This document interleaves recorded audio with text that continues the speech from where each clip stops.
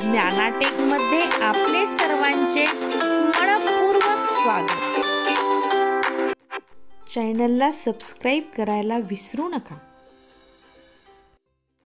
बालमित्रांनो, आज आपण छान छान गोष्टीमध्ये आजची गोष्ट पाहणार आहोत, कावळा आणि कोल्हा।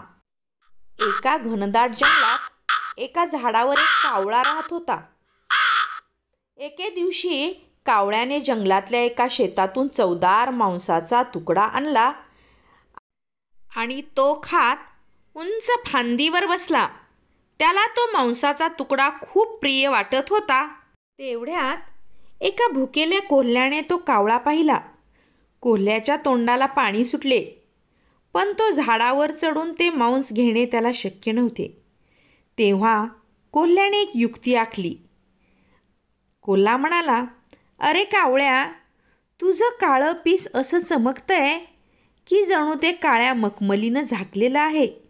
तुझा कावकाव आवाजात तर अशी गोडी आहे की इतर पक्षी तुला ऐकून थक्क होतात। मला वाटतं तू जर गाणं म्हणालास तर हे जंगल तुझं नाव घेईल."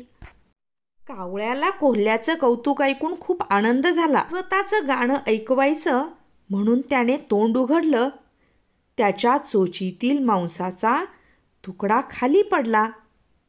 कोल्ह्यानं क्षणाचाही विलंब न करता तो तुकडा उचलला आणि धावत सुटला। कावळा निराश झाला, पण कोल्ह्याने त्याला बोध दिला, "मित्रा, तुझ्यावर जेव्हा कुणी अतिशयोक्तीने स्तुती करतो तेव्हा जरा शहाणपणा दाखव आणि विचार कर।